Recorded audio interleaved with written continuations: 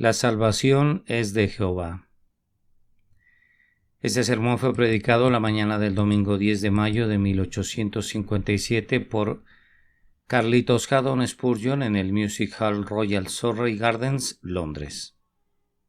La salvación es de Jehová. Jonás capítulo 2 y versículo 9. Jonás aprendió este enunciado de buena teología en un extraño colegio. Lo aprendió en el vientre de la ballena, en los abismos de la tierra, cuando tenía unas algas enrolladas en su cabeza y suponía que las reglas del orbe terráqueo lo habían encerrado para siempre. La mayoría de las grandes verdades de Dios deben ser aprendidas en medio de la tribulación. Deben ser grabadas en nosotros con fuego, con el hierro candente de la aflicción, pues de lo contrario no contarán con nuestra aceptación. Nadie es competente para juzgar en lo relativo al reino, mientras no haya sido probado antes, pues hay muchas cosas que deben aprenderse en las honduras, que no podríamos conocer en las alturas.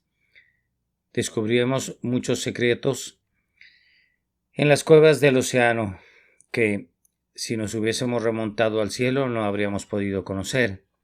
El predicador que cubre mejor las necesidades del pueblo de Dios es aquel que ha sufrido en carne propia esas necesidades. El que ha necesitado consuelo podrá consolar mejor al Israel de Dios. El que ha sentido su propia necesidad de salvación predica mejor sobre ese tema.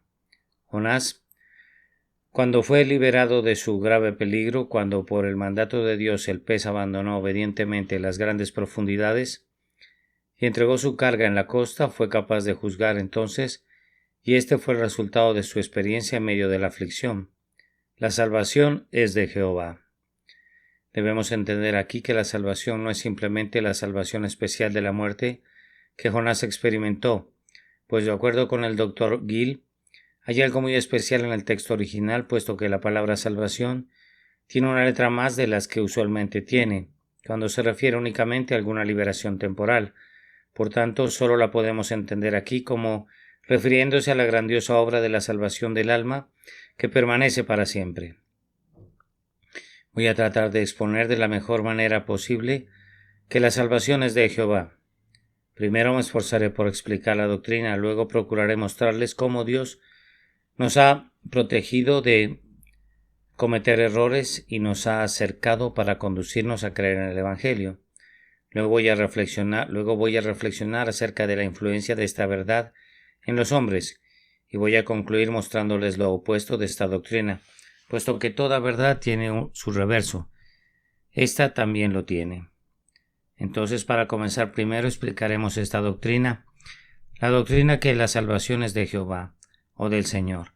Debemos entender que la obra entera por la cual los hombres son salvados de su estado natural de pecado y de ruina son transportados al reino de Dios y hechos herederos de la felicidad eterna es de Dios y únicamente de Él. La salvación es de Jehová.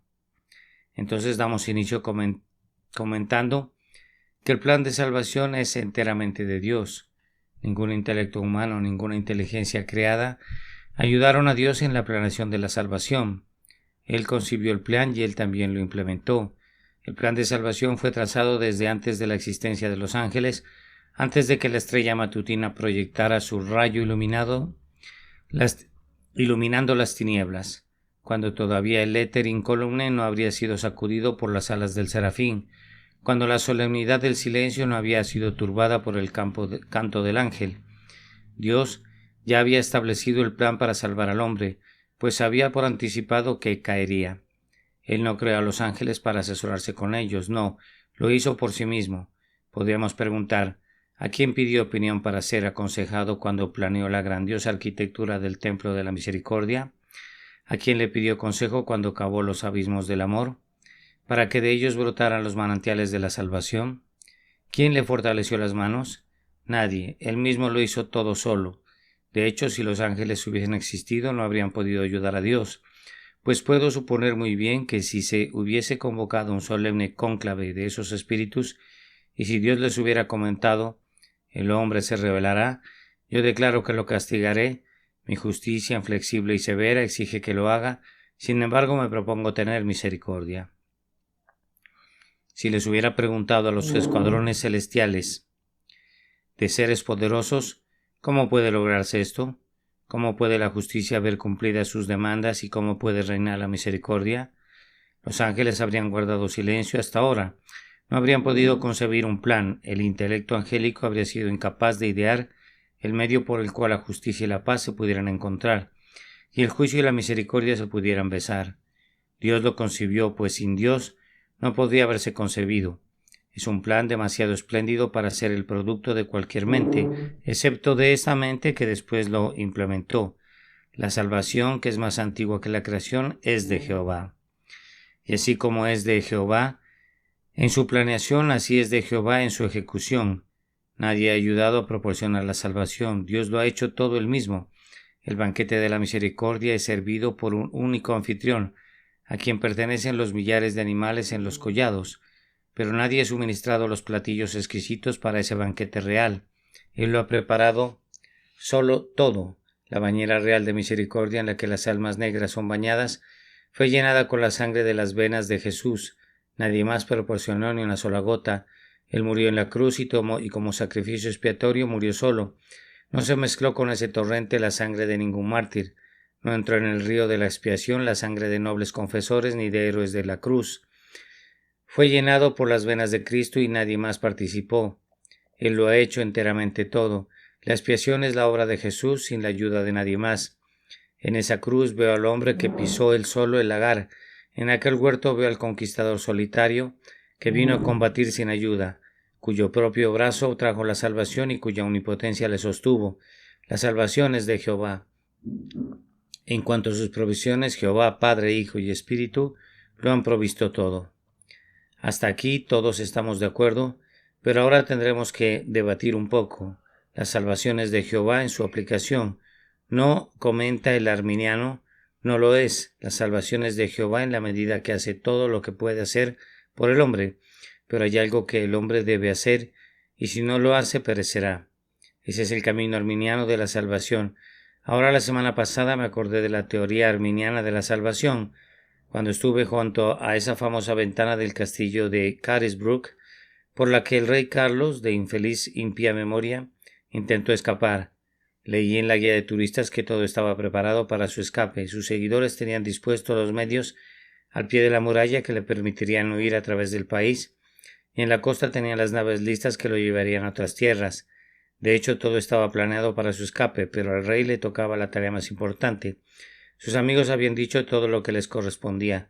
El rey tenía que hacer el resto, pero lo que le correspondía hacer al rey fue precisamente el punto crítico de la batalla. Él debía escapar por la ventana, pero no pudo salir por ella de ninguna manera, por lo que todo lo que sus amigos habían hecho por él no sirvió de nada para liberarlo. Lo mismo sucede con el pecador. Si Dios ha dispuesto todos los medios de escape, pero solo requiriera que saliera de su calabozo, permanecería allí por toda la eternidad. ¿Qué? ¿Acaso el pecador no está muerto en el pecado por naturaleza? Y si Dios requiriera que se reviva a sí mismo, para luego posteriormente que él hiciera todo lo demás, entonces de verdad, amigos míos, no estaríamos tan agradecidos con Dios como lo hubiéramos pensado, pues si Dios requiriera tanto de nosotros y pudiéramos hacerlo, podríamos hacer también el resto sin ayuda. Los católicos romanos cuentan un extraordinario milagro, inventado por ellos acerca de San Dionisio, de quien narra la falsa leyenda, que cuando le fue arrancada su cabeza la tomó en sus manos y caminó con ella 2600 kilómetros, acerca de lo cual dijo algún ingenioso: en cuanto a los 2600 kilómetros, eso no tiene ninguna importancia. La verdadera dificultad radica en el primer paso. Así, yo creo que si el primer paso es dado, todo el resto puede ser llevado a cabo con facilidad. Y si Dios requiere del pecador muerto en el pecado que dé el primer paso, entonces estaría requiriendo precisamente eso que haría que la salvación fuera tan imposible bajo el Evangelio como siempre lo fue bajo la ley. Viendo que el hombre es incapaz tanto de creer como de obedecer, y que no tiene ningún poder para venir a Cristo como tampoco lo tiene para ir al cielo sin Cristo, el poder le debe ser dado por el Espíritu. Él está muerto en sus pecados, el Espíritu debe revivirlo, está atado de pies y manos y encadenado por la transgresión. El Espíritu debe cortar sus ataduras y entonces podrá saltar a la libertad. Dios debe venir y arrancar las barras de hierro de sus bases, y entonces podrá escapar por la ventana y tener éxito en su salida posteriormente. Pero a menos que hagan por él la primera parte, Perecerá tan ciertamente bajo el Evangelio como habría perecido bajo la ley. Yo dejaría de predicar si creyera que Dios para la salvación requiriera alguna cosa del hombre que él mismo no se hubiera comprometido a suministrar, porque ¿cuántos de los peores individuos están con frecuencia pendientes de mis labios? Hombres cuyas vidas se han vuelto tan horriblemente malas que el labio de la moralidad se rozaría a hacer una descripción de su carácter. Cuando subo a mi púlpito debo creer que estos hombres tienen que hacer algo antes de que el Espíritu de Dios obre en ellos. Si así fuera, subiría con un corazón pusilánime, convencido de que no podría inducirlos nunca a completar esa primera parte. Pero ahora me acerco a mi púlpito con plena confianza. Dios el Espíritu Santo se encontrará con ellos el día de hoy. Son lo peor que pueden ser, pero Él pondrá un pensamiento nuevo en sus corazones. Les dará nuevos deseos, les dará nuevas voluntades, y aquellos que odiaban a Cristo desearán amarle ahora. Aquellos que una vez amaron al pecado por medio del Espíritu Divino de Dios serán conducidos a odiarlo, y en esto radica mi confianza, que lo que ellos no pueden hacer en razón de que son débiles en la carne, Dios enviando su Espíritu a sus corazones lo hará por ellos y en ellos, y así serán salvados. Bien, dirá alguien, entonces eso hará que la gente se quede tranquila y se cruce de brazos. No, amigo, no sucederá así. Pero si lo hicieran, yo no podría evitarlo. Mi oficio, como le he dicho a menudo en este lugar, no es demostrarles la racionalidad de cualquier verdad ni defender cualquier verdad de sus consecuencias. Todo lo que hago aquí, y pretendo seguir haciendo, es expresar cada verdad que se encuentra en la Biblia. Entonces, si no les gusta, deben dirimir la conciencia con mi Señor, y si no la consideran razonable, deben debatir con la Biblia. Que otros defiendan la Escritura y demuestren que dice la verdad. Ellos pueden realizar su trabajo mejor que yo lo haría. Lo mío es un simple oficio de proclamación. Yo soy el mensajero. Yo anuncio el mensaje del Señor. Si no les gusta el mensaje, debatan con la Biblia, no conmigo. Mientras yo tenga la Escritura de mi lado, tendré el valor de desafiarlos a que hagan cualquier cosa en mi contra. La salvación es de Jehová. El Señor tiene que aplicarla, tiene que hacer querer a quien no quiere, tiene que hacer piadoso al impío y conducir al rebelde depravado a los pies de Jesús, o de lo contrario, la salvación no será obtenida nunca. Si ese requisito no se cumple, se habría quebrado el eslabón en la cadena, el eslabón preciso que era absolutamente imprescindible para su integridad. Supriman el hecho de que Dios comienza la buena obra y que nos envía lo que los viejos teólogos llaman la gracia que previene. Supriman eso y habrán echado a perder toda la salvación. Habrían quitado la piedra angular del arco, que se derrumbaría por esa causa. Entonces no quedaría nada. Y ahora en el siguiente punto vamos a tener desacuerdos otra vez. La salvación es de Jehová en cuanto a la sustentación de la obra en el corazón del hombre. Cuando un hombre es convencido, o más bien es convertido en un hijo de Dios, no tiene una provisión de gracia que le sea suministrada para que continúe para siempre, sino que tiene gracia para ese día y debe recibir gracia para el día siguiente y para el otro día y para el otro, hasta el fin de los días, pues de lo contrario el comienzo no habría servido de nada. De la misma manera que el hombre no puede revivirse a sí mismo, tampoco puede mantenerse con vida solo. Puede alimentarse con alimento espiritual y así preservar su fortaleza espiritual. Puede caminar en los mandamientos del Señor y así gozar de reposo y paz, pero todavía la vida interior depende del Espíritu, tanto para su existencia posterior como para su nacimiento. Yo en verdad creo que si alguna vez es mi porción poner el pie en el umbral de oro del paraíso y apoyar este pulgar sobre la aldaba de perla, no podría nunca atravesar el umbral a menos que recibiera gracia para dar el último paso para poder entrar al cielo. Ningún hombre, aunque sea convertido, tendría por sí mismo algún poder, excepto ese poder que es infundido en él por el Espíritu diariamente, constantemente y perpetuamente.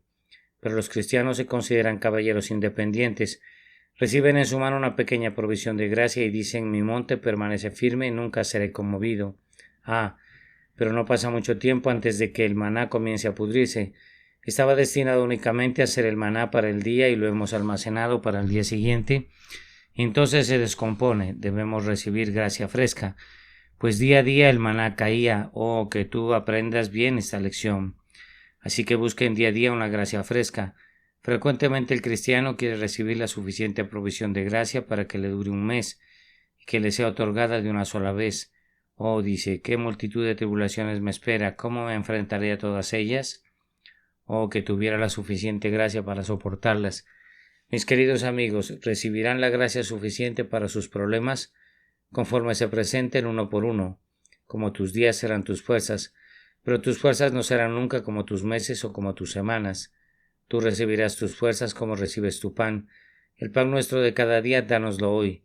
La gracia nuestra de cada día, dánosla hoy. ¿Por qué razón te afanas por las cosas del mañana? El dicho popular reza: atraviesa el puente cuando llegues a él. Ese es un buen consejo, síganlo. Cuando se presente un problema, atáquenlo y derríbenlo y domínenlo. Pero no comiencen desde ahora a anticipar sus infortunios. Ah, pero no tengo tantos, dirá alguno. Por eso mismo yo te digo, no mires más allá de donde necesitas mirar. Basta cada día su propio mal.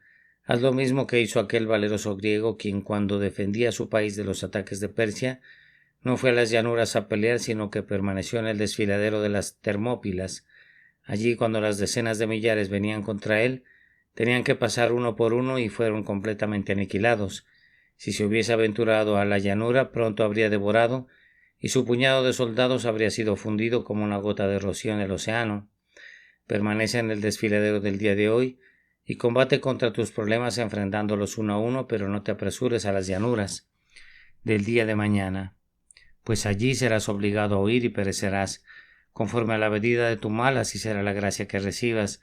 La salvación es de Jehová. La última consideración sobre este punto es: la perfección final de la salvación es de Jehová. Pronto, pronto los santos de la tierra serán santos en la luz. Sus cabellos emblanquecidos por los años serán coronados de perpetuo gozo y de juventud eterna. Sus ojos bañados de lágrimas brillarán como las estrellas, y nunca más los cubrirán las nubes de la aflicción. Sus corazones temblorosos ahora tendrán gozo y firmeza, y serán establecidos para siempre como pilares en el templo de Dios. Sus locuras, sus cargas, sus aflicciones y sus dolores pronto acabarán. El pecado desaparecerá, la corrupción será eliminada, y un cielo de pureza inmaculada y de paz perfecta será de ellos para siempre. Pero todo será por gracia. Así como fue el cimiento, así será la cabeza del ángulo. Lo que fue iniciado en la tierra terminará de ser construido en el cielo. Así como fueron redimidos de su conversación inmunda por la gracia, así serán redimidos también de la muerte y de la tumba por la gracia, y entrarán al cielo cantando: la salvación es sólo de Jehová. La gracia es un océano desprovisto de costas. Puede ser que estén presentes algunos arminianos aquí, pero no serán arminianos allá. Aquí pueden decir: es por la voluntad de la carne, pero en el cielo no pensarán lo mismo. Aquí podrán atribuir algo a la criatura, pero allá arrojarán sus coronas a los pies del Redentor y reconocerán que Él lo hizo todo. Aquí pueden mirarse y jactarse un poco de su propia fortaleza, pero allá el himno no a nosotros será entonado con una sinceridad más profunda y con un énfasis mayor de lo que fue cantado aquí abajo. En el cielo, cuando la gracia haya realizado su obra, esta verdad se destacará con resplandecientes letras de oro: la salvación es de Jehová. De esta manera he tratado de exponer el Evangelio. Ahora les puedo mostrar cómo Dios ha guardado esta doctrina. Algunos han afirmado que la salvación en algunos pasos es el resultado del temperamento natural. Bien, amigo, bien. Dios ha respondido con eficacia a tu argumento. Tú afirmas que algunas personas son salvadas porque son naturalmente religiosas y son inclinadas al bien.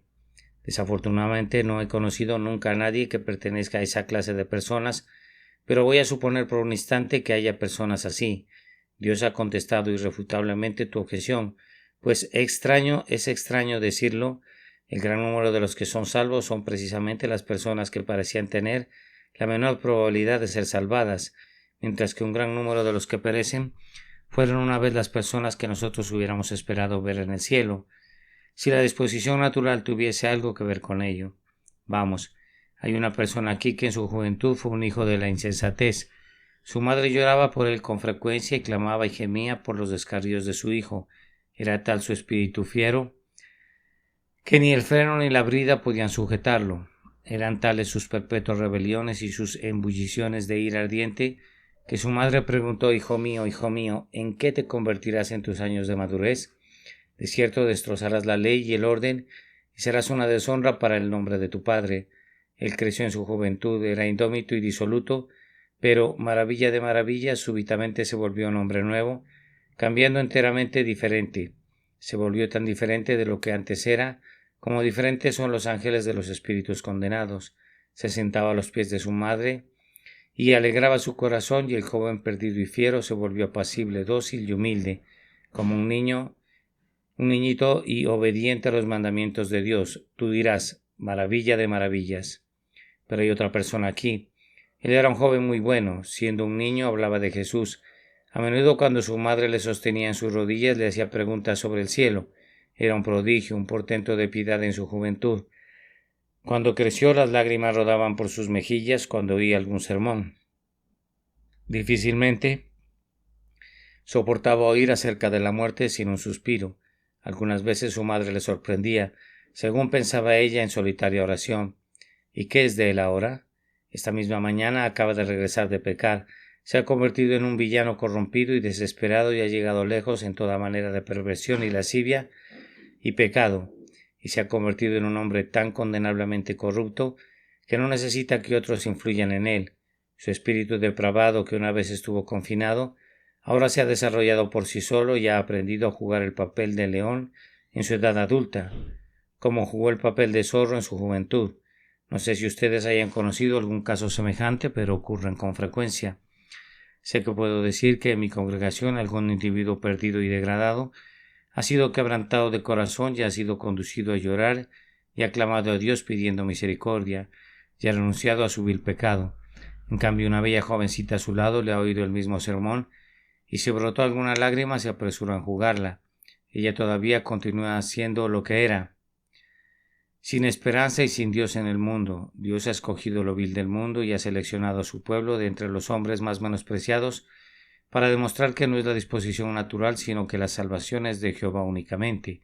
Bien, pero algunos dirán, el ministro que predica es quien convierte a los hombres. Esa es una idea grandiosa. Ciertamente nadie sino un insensato podría pensar eso. Conocí a un hombre hace algún tiempo que me aseguró que conocía a un ministro que tenía una gran cantidad de poder de conversación en él. Hablando de un gran evangelista de los Estados Unidos, comentó: ese hombre, señor, tiene la mayor cantidad de poder de conversión que yo haya conocido en hombre alguno. El señor fulano de tal, en una aldea vecina a Londres, le siguió en poder. En aquel momento este poder de conversión estaba siendo manifestado. 200 personas fueron convertidas por el evangelista que ocupaba el segundo lugar y se unieron a la membresía de la iglesia en unos pocos meses. Yo fui a ese lugar un poco después. Fue en Inglaterra y pregunté: ¿cómo van tus convertidos? Bien, respondió, no puedo comentar mucho acerca de ellos. ¿Cuántos de esos 200 individuos que recibiste hace un año permanecen firmes? Bien, respondió, me temo que no muchos. Hemos echado ya a 70 de ellos por borrachos. Sí, repliqué.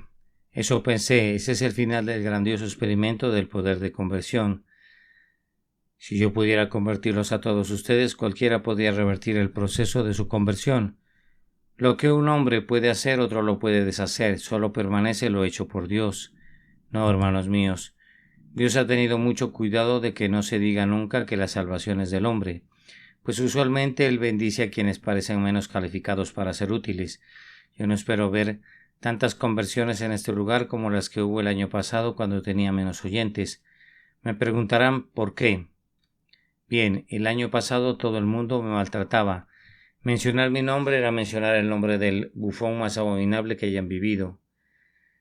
La simple mención del nombre atraía juramentos y maldiciones. Para muchos era un nombre despreciable, pateado por las calles como un balón de fútbol. Pero luego Dios me dio cientos de almas que se sumaron a mi iglesia, y en un año fue mi delicia ver personalmente no menos de 1000 personas convertidas para entonces. No espero eso ahora. Mi nombre es estimado de alguna manera ahora, y los grandes de la tierra no consideran una deshonra sentarse a mis pies, pero esto me lleva a temer, no sea que mi Dios me abandone ahora que el mundo me estima. Yo preferiría ser despreciado y calumniado o cualquier otra cosa. Estaría dispuesto a dejar esta asamblea que ustedes consideran muy grande y excelente, si mediante esa pérdida pudiera ganar una mayor bendición. Lo vil del mundo y lo menospreciado escogió Dios, y por eso creo que entre más estimado sea, peor será mi posición, y mucho menor será mi esperanza de que Dios me bendiga. Él ha puesto su tesoro en vasos de barro, para que la excelencia del poder sea de Dios y no de nosotros. Un pobre ministro comenzó a predicar una vez y todo el mundo habló mal de él, pero Dios le bendijo. Gradualmente cambiaron y lo halagaron, Él era un gran hombre, qué maravilla, pero Dios le dejó. A menudo ha sucedido lo mismo. Nosotros debemos recordar que en todos los tiempos de popularidad, que aquel crucifícale, crucifícale le sigue de cerca a los talones a lo hosana, y que la multitud de hoy, si la tratamos con fidelidad, se puede convertir en un simple puñado el día de mañana, pues a los hombres no les gusta que les hablen claro. Debemos aprender a ser despreciados, condenados, difamados, y entonces aprenderemos a ser hechos útiles por Dios. A menudo he caído de rodillas con un sudor hirviente brotando de mi rostro, bajo el peso de una reciente calumnia lanzada contra mí. En una agonía de dolor mi corazón ha estado a punto del quebranto, hasta que por fin he aprendido el arte de soportarlo todo y no preocuparme de nada. Y ahora mi dolor corre en otra línea. Es precisamente la dirección opuesta. Temo que Dios me abandone para demostrar que Él es el autor de la salvación, que no se encuentra en el predicador, que no está en la multitud, que no se debe a la atención que yo pueda traer, sino en Dios y solo en Dios. Esto puedo decir de todo corazón. Si ser convertido en el lodazal de las calles otra vez, si ser el hazmerreír de los insensatos y ser la canción del borracho me permitiera una vez más ser de mayor servicio a mi Señor y útil a su causa, prefiero eso a las muchedumbres o a todo el aplauso que el hombre pueda brindarme. Oren por mí, queridos amigos, oren por mí, que Dios me utilice todavía como un instrumento de salvación de almas, pues tengo miedo que diga no ayudaré a ese hombre para que el mundo no diga que él lo ha hecho, pues la salvación es de Jehová y así debe ser hasta el fin del mundo. Y ahora, ¿cuál debe ser la influencia de esta doctrina sobre los hombres? Bien, primero para los pecadores esta doctrina es un gran ariete contra su orgullo. Les daré un ejemplo. El pecador en su estado natural me recuerda a un hombre que posee un castillo fuerte y casi inexpugnable al cual ha huido. Cuenta con un foso exterior, hay un segundo foso, cuenta con murallas muy altas y luego después hay un escondite en una torre al cual entrará el pecador. Ahora el primer foso que rodea el lugar de confianza del pecador está constituido por sus buenas obras. Dice, soy tan bueno como mi vecino, siempre he pagado 20 centavos en efectivo, no soy ningún pecador, diezmo la menta y el comino. Soy en verdad un buen caballero respetable. Bien, cuando Dios viene a obrar en él para salvarle, envía su ejército que cruza el primer foso y cuando lo atraviesan grita, la salvación es de Jehová, y el foso se seca, pues si la salvación es de Jehová, ¿cómo podría ser por buenas obras? Pero cuando esto sucede, tienen una segunda trinchera, las ceremonias. Bien, dice, no confiaré en mis buenas obras, pero he sido bautizado, y he sido confirmado. ¿Acaso no tomo el sacramento? Esa será mi confianza, sobre el foso, y los soldados cruzan el foso otra vez gritando las salvaciones de Jehová. El segundo foso queda seco, ya no sirve para nada. Ahora se acercan a la primera muralla. El pecador mirando desde arriba dice, yo me puedo arrepentir, puedo creer cuando quiera, me voy a salvar a mí mismo, arrepintiéndome y creyendo. Los soldados de Dios suben ese grandioso ejército de la convicción y derrumban esta muralla que cae al suelo y gritan las salvaciones de Jehová. Tu fe y tu arrepentimiento tienen que ser dados, pues de lo contrario ni creerás ni te arrepentirás del pecado. Y ahora el castillo es tomado, todas las esperanzas del hombre son eliminadas. Siente que la salvación no es de él, el castillo del yo ha sido tomado. Y el gran estandarte sobre el que está escrito, la salvación es de Jehová, es desplegado sobre las almenas. ¿Pero acaso la batalla terminó?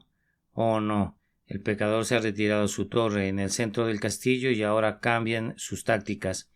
Yo no puedo salvarme a mí mismo, dice, por lo tanto voy a perder la esperanza, no hay salvación para mí. Ahora este segundo baluarte es tan difícil de tomar como el primero, pues el pecador se detiene y dice, no puedo ser salvado, voy a perecer. Pero Dios ordena a los soldados que tomen ese baluarte también, gritando, la salvación es de Jehová. No es del hombre, es de Dios. Puede también salvar perpetuamente, aunque tú no puedas salvarte a ti mismo. Esta espada, tú ves, corta por dos lados, corta el orgullo y luego parte el cráneo de la desesperación. Si alguien dice que se puede salvar a sí mismo, parte de inmediato en dos su orgullo. Y si alguien más dice que no puede ser salvado, abate su desesperación, pues afirma que puede ser salvado, viendo que la salvación es de Jehová. Ese es el efecto que esta doctrina tiene sobre el pecador, que tenga ese efecto en ti. Pero, ¿qué influencia tienen los santos? pues es la clave de toda la divinidad. Yo les reto a que sean heterodoxos si creen en esta verdad. Tendrán una fe muy sólida si han aprendido a deletrear esta frase: la salvación es de Jehová. Y si lo sienten en su alma, no se volverán orgullosos, no podrán serlo. Arrojarán todo a sus pies, confesando que ustedes no han hecho nada, excepto lo que Él les ha ayudado a hacer, y por tanto la gloria debe ser para Él, en quien radica la salvación. Si creen esto, no serán desconfiados, dirán: mi salvación no depende de mí, sino de Jehová. Mi seguridad no depende de mí, sino que depende de Dios que me guarda. Ser llevado al cielo no descansa en mis propias manos, sino en las manos de Dios. Cuando prevalezcan las dudas y temores, cruzarán sus brazos, mirarán arriba y dirán: y ahora que mi ojo de fe es débil, yo confío en Jesús, ya sea que me hunda o nade. Si pueden guardar esto en la mente, podrán siempre estar llenos de gozo. El que sabe y siente que la salvación es de Jehová no puede tener causa de preocupaciones. Vamos, legiones del infierno, vamos, demonios del abismo. El que me ha ayudado me apoya a lo largo del camino y me convierte en más que vencedor. La salvación no depende de este pobre brazo, pues de lo contrario perdería la esperanza, sino del brazo del Omnipotente, ese brazo en el que descansan los pilares de los cielos. ¿De quién temeré? Jehová es la fortaleza de mi vida, ¿de quién he de atemorizarme? Y esto por la gracia te animará a trabajar para Dios. Si tú tuvieras que salvar a tus vecinos, puedes sentarte y no hacer nada, pero puesto que la salvación es de Jehová, prosigue y prospera. Ve y predica el Evangelio, ve y anuncia el Evangelio en todas partes. Anúncialo en tu casa, proclámalo en las calles, proclámalo a toda la tierra y a toda nación, pues no es de ti, sino de Jehová. ¿Por qué nuestros amigos no van a Irlanda para predicar el Evangelio? Irlanda es una deshonra para la Iglesia protestante. ¿Por qué no van a predicar allá? Hace aproximadamente un año un grupo de valerosos ministros fue allá para predicar. Se portaron valerosamente, fueron allí y regresaron, y eso es todo el resumen de la gloriosa expedición para combatir el papado. ¿Pero por qué regresaron? Porque fueron apedreados, pobre gente tranquila. ¿Acaso piensan que el Evangelio se va a propagar sin unas cuantas piedras? Pero es que habrían sido asesinados, valerosos mártires habrían ingresado a las listas registradas en las crónicas sangrientas. ¿Acaso los mártires de antes o los apóstoles se rehusaron a ir a algún país porque habrían de ser asesinados? No, estaban listos a morir, y si media docena de ministros hubieran sido asesinados en Irlanda, habría sido lo mejor del mundo para la libertad en el futuro, pues después de eso la gente no se habría atrevido a tocarnos. El brazo fuerte de la ley los hubiera detenido. Habríamos podido ir después por todas las aldeas de Irlanda y habríamos tenido paz. Los alguaciles pronto habrían puesto fin a un asesinato tan infame. Habría despertado al protestantismo de Inglaterra para reclamar la libertad, que es tanto nuestro derecho allí como lo concedemos en todas partes. No veremos nunca gran cambio mientras no tengamos hombres en nuestras filas que estén dispuestos a ser mártires. Esa profunda zanja no puede ser atravesada mientras los cuerpos de unos cuantos de nosotros no la cubran, y después de eso será un trabajo fácil predicar el Evangelio allá. Nuestros hermanos deben ir allá otra vez. Pueden dejar sus corbatas blancas en casa y la blanca pluma también, y seguir adelante con un corazón valeroso y un espíritu intrépido. Y si la gente se burla y se ríe, que se rían y que se burlen. George Whitefield, cuando predicó en Kennington Common, donde le arrojaron gatos muertos y huevos podridos, dijo: esto no es sino el abono del metodismo, lo mejor del mundo para hacerlo crecer. Sigan arrojándolos tan rápido como puedan. Y cuando una piedra le cortó la frente, predicó mejor por el pequeñito hilito de sangre que le escurría. Oh, que tuviéramos hombres que se atrevieran a enfrentarse a la turba. Pues entonces la turba no tendría que ser enfrentada. Vamos allá, recordando que la salvación es de Jehová, y prediquemos la palabra de Dios en todo lugar y en todo tiempo, creyendo que la palabra de Dios es más que un rival para el pecado, y que Dios será el Señor de toda la tierra. Mi voz está fallando de nuevo y mis pensamientos también. Estaba muy cansado esta mañana antes de venir a este púlpito y me siento cansado ahora. Algunas veces estoy lleno de gozo y alegría y me siento en el púlpito como si pudiera predicar sin término. Otras veces me siento contento de terminar. Sin embargo, con un texto como este me habría gustado terminar con todo el poder que el labio mortal pudiera copiar. Oh, hacer saber a los hombres esto, que su salvación es de Dios. Blasfemo, no blasfemes contra quien sostiene en su mano tu aliento. despreciador, no desprecies al que puede salvarte o destruirte, y tú, hipócrita, no busques engañar a aquel de quien proviene la salvación, y que por tanto sabe muy bien si tu salvación ha venido de él. Y ahora, en conclusión, solo déjenme decirles qué es lo opuesto a esta verdad. La salvación es de Dios, entonces la condenación es del hombre. Si cualquiera de ustedes es condenado, no podrá echarle la culpa a nadie, excepto a ustedes mismos. Si cualquiera de ustedes perece, la culpa no estará a las puertas de Dios. Si ustedes se pierden y son arrojados fuera, tendrán que asumir toda la culpa, y todas las torturas de conciencia permanecerán por siempre en la perdición, reflexionando: me he destruido a mí mismo, he cometido el suicidio de mi alma, he sido mi propio destructor, no puedo culpar a Dios. Recuerda, si eres salvo, debes ser salvado únicamente por Dios, y si te pierdes, tú mismo te has perdido. Volveos de vuestros malos caminos, porque moriréis, oh casa de Israel. Con mi última frase balbuceante les pido que hagan una pausa y piensen: mis amigos, es una cosa terrible predicar a una multitud como ustedes, pero el otro domingo, cuando bajaba las escaleras, se me vino a la mente una frase memorable, dicha por una persona que estaba aquí, y dijo: hay 8,000 personas esta mañana que no tendrán excusa en el día del juicio. Quisiera predicar de tal manera que siempre se pudiera decir esto, y si no puedo hacerlo, que Dios tenga misericordia de mí, por amor de su nombre. Pero ahora recuerden, ustedes tienen almas, esas almas serán condenadas o salvadas. ¿Cuál de estos destinos será? Sus almas serán condenadas para siempre, a menos que Dios las salve, a menos que Cristo tenga misericordia de ustedes. No hay esperanza para ustedes. Pónganse de rodillas, clamen a Dios pidiendo misericordia. Ahora eleven su corazón en oración a Dios, que ahora sea el preciso momento en que sean salvos, que antes que la siguiente gota de sangre corra por sus venas, ustedes encuentren la paz. Recuerden que deben obtener esa paz ahora. Si sienten ahora su necesidad, deben recibirla ahora, y como simplemente pidiéndola: pedid y se os dará, buscad y hallaréis. Pero si sus oídos rechazan el lenguaje de su gracia, sus corazones se endurecerán como tercos judíos. Esa raza incrédula, el Señor vestido de venganza alzará su mano y jurará: tú que despreciaste mi prometido reposo, no tendrás porción allá. Que ustedes no sean menospreciadores, para que no se asombren ni perezcan, que puedan acudir a Cristo y sean aceptos en el amado. Es mi última y mejor oración. Que el Señor la escuche. Amén. Nota del traductor. Spurgeon hace referencia aquí a la batalla de las Termópilas, 480 a.C.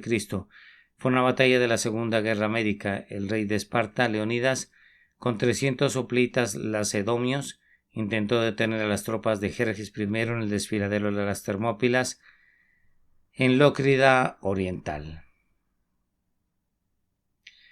La salvación es de Jehová.